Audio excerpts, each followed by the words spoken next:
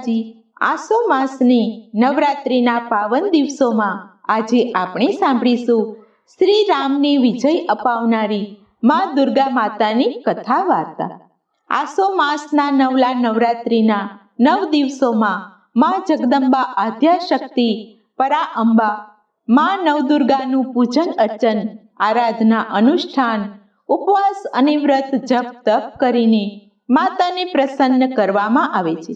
માતા પ્રસન્ન થઈને તેના બાળકો પર અમી દ્રષ્ટિ વરસાવે છે અને તેને મનોવાંછિત ફળ અર્પણ કરી તેનું કલ્યાણ કરે છે। ભગવાન શ્રી રામે પણ આ નવરાત્રિનું વ્રત કરીને રાજા રાવણને હરાવ્યો હતો। આવું ઉત્તમ અતિ ફળદાયી નવરાત્રિ વ્રત છે। આ વ્રત કરવાથી મનુષ્યના જીવનમાં આવતી સર્વે મુશ્કેલીઓ, બાધા, નડતર, રોગ, દોષ, સંકટો દૂર થાય છે અને મનુષ્યનું કલ્યાણ કરી ધન, વૈભવ, સુખ, સંપત્તિ અને સૌભાગ્ય અને વંશમાં વૃદ્ધિ કરે છે। એવી અતિ પાવન મા ભગવતી નવદુર્ગાની આ નવરાત્રિ છે। તો હવે આપણે સાંભળીશું નવરાત્રિ વ્રતની કથા વાર્તા। બોલો નવદુર્ગા માતની જય। પૌરાણિક કથા અનુસાર નવરાત્રિ વ્રત ભગવાન શ્રી રામે પણ કર્યું હતું। આસો માસમાં શ્રી રામે માતા દુર્ગાના 9 સ્વરૂપોની પૂજા કરી હતી। લંકાપતિ રાજા રાવણ અતિ વિદ્વાન, જ્ઞાની અને પરમ શિવ ભક્ત હતો।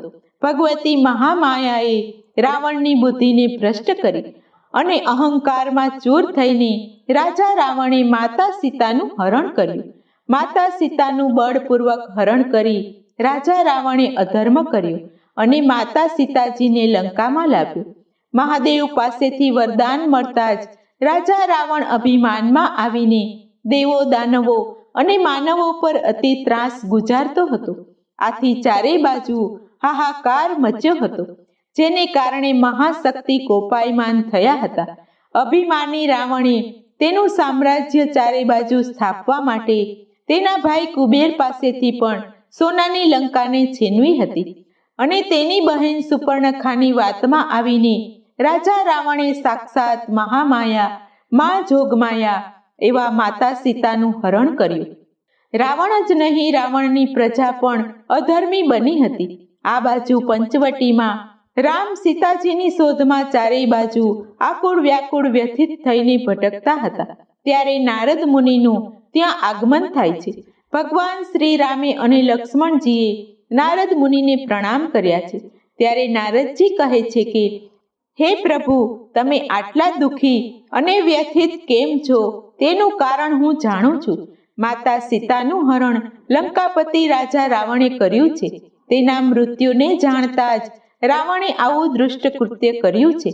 હે રામ, તમારો અવતાર તો દેવોની પ્રાર્થનાથી અને રાવણનો નાશ કરવા માટે થયો છે। રાવણના મૃત્યુ માટે સીતાજી નિમિત્ત છે। તેની એક કથા અનુસાર સીતાજી તેના પૂર્વજન્મમાં વેદવતી નામના એક મુનિપુત્રી હતા। વેદવતી મુનિપુત્રી ભગવાન વિષ્ણુના પરમ ભક્ત હતા। એક વખત જંગલમાં તે કઠિન તપસ્યા કરતા હતા। તે જ સમયે રાવણ ત્યાંથી પસાર થાય છે। તેણે વેદવતીને જોયા અને રાજા રાવણ તેને પોતાની સાથે લઈ જવા માંગતો હતો। રાવણે તેનું શાન ભાન ભૂલીને મુનિપુત્રીનો ચોટલો પકડ્યો છે અને રાવણનો સ્પર્શ થવાથી જ મુનિપુત્રી ક્રોધમાં આવીને રાવણને શ્રાપ આપે છે કે હે દુષ્ટ, તે મારો સ્પર્શ કર્યો છે અને મને દૂષિત કરી છે। તેથી હું તને શ્રાપ આપું છું કે હું જ તારા વિનાશનું કારણ બનીશ। તારો નાશ કરવા માટે અયોની હું જન્મ લઈશ। આમ શ્રાપ આપીને તે મુનિપુત્રી તેના શરીરને યોગાગ્નિમાં ભસ્મ કરે છે। નારદ મુનિ કહે છે કે આ શ્રાપને કારણે રાજા રાવણે પોતાના મૃત્યુના નિમિત્ત રૂપે સીતા માતાનું હરણ કર્યું છે। તો હે પ્રભુ, સીતાજી લંકામાં જ છે, તે સતત તમારું ધ્યાન ધરે છે। દેવરાજ ઇન્દ્રએ કામધેનુ ગાયનું દૂધ તમને પીવા માટે આપ્યું છે। આ દૂધના પ્રભાવે તમને ભૂખ તરસ લાગશે નહીં। ત્યારે શ્રી રામ કહે છે કે હે દેવર્ષિ, લંકાપતિ રાવણનો મારા હાથેથી નાશ થાય તેનો કોઈ ઉપાય બતાવો। ત્યારે નારદજી કહે છે કે હે પ્રભુ, હું તમને એક ઉપાય બતાવું છું, તે સાંભળો. હે શ્રી રામ, તમે મા જગતજનની આદ્યાશક્તિનું નવરાત્રિ વ્રત કરો.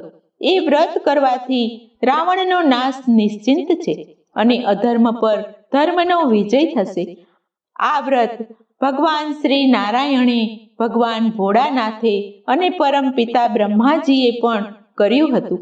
વૃતાસુરનો નાશ કરવા ઇન્દ્રદેવે પણ આ વ્રત કર્યું હતું. ત્રિપુરાસુરનો નાશ કરવા ભગવાન શિવે પણ આ વ્રત કર્યું હતું.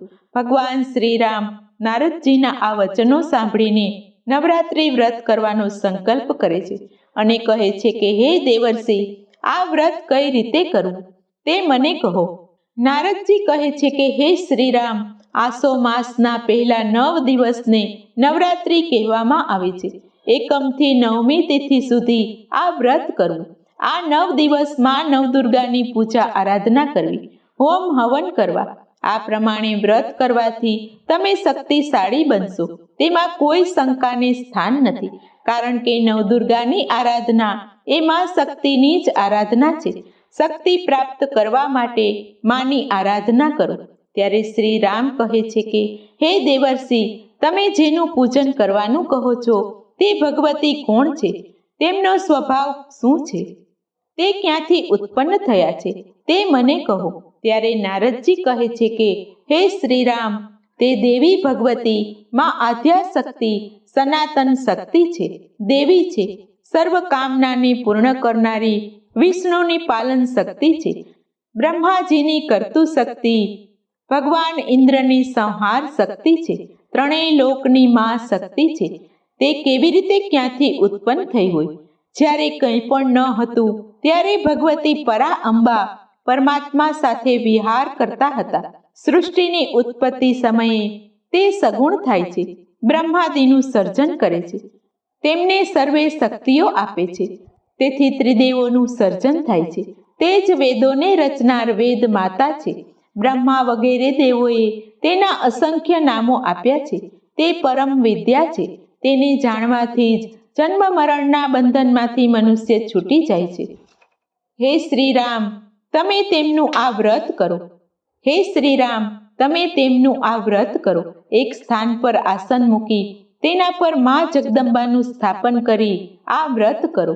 આમ કહી નારદજી ત્યાંથી અંતર ધ્યાન થાય છે. ત્યાર પછી શ્રી રામચંદ્રજીએ નારદજીના કહ્યા પ્રમાણે નવરાત્રિનું વ્રત કર્યું. 8મા દિવસે મા ભગવતી સિંહ પર સવાર થઈને શ્રી રામ ભગવાનને દર્શન આપે છે અને કહે છે કે હે રામ, તમે ભક્તિપૂર્વક મારું આ નવરાત્રિ વ્રત કર્યું છે, તેથી હું ખૂબ જ પ્રસન્ન છું. હું તમારી કામનાને પૂર્ણ કરીશ. હે રામ, તમારો અવતાર દેવોની પ્રાર્થનાથી જ થયો છે. તમે શ્રી નારાયણના જ અંશ છો. પહેલા તમે મત્સ્ય અવતાર લઈને રાક્ષસોનો સંહાર કર્યો હતો અને દેવોની રક્ષા કરી હતી. તમે કાચબાનો અવતાર ધારણ કરીને મંદરાચળ પર્વતને તમારી પીઠ પર ધારણ કર્યો હતો અને રવૈયો કરીને દેવોને તૃપ્ત કર્યા હતા.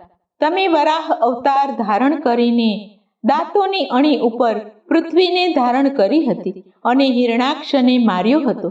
તમે નૃસિંહ અવતાર ધારણ કરીને હિરણાકશ્યપુને માર્યો હતો. વામન રૂપ ધરીને તમે બલિરાજાને પાતાળમાં નાખ્યો હતો.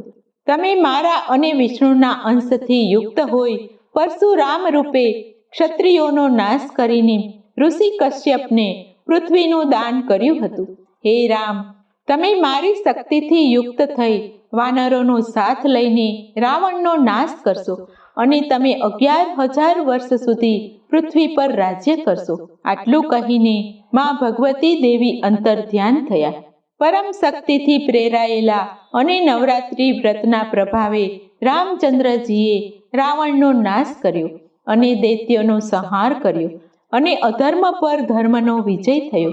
જે કોઈ દેવીનું આ ઉત્તમ ચરિત્ર, નવરાત્રિની આ કથા વાર્તા જે કોઈ વાંચે છે કે સાંભળે છે કે નવરાત્રિનું આ વ્રત કરે છે, તે આ લોકમાં સુખ ભોગવીને પરમ પદને પ્રાપ્ત કરે છે. તો બોલો નવદુર્ગા માતની જય. તો આ હતી નવરાત્રિ વ્રતની કથા વાર્તા. તો આ નવરાત્રિમાં સર્વે ભક્તો પર માતા નવદુર્ગાના આશીર્વાદ ઉતરે અને સર્વે પર મા નવદુર્ગા અમી દ્રષ્ટિ વરસાવે. હે સર્વેશ્વરી, હે જગદીશ્વરી, હે માતૃરૂપ મહેશ્વરી, મમતામયી કરુણામયી, હે માતૃરૂપ મહેશ્વરી, જગજીવની સંજીવની, સમસ્ત લોક જીવનેશ્વરી, હે માતૃરૂપ મહેશ્વરી. બોલો નવદુર્ગા માતની જય.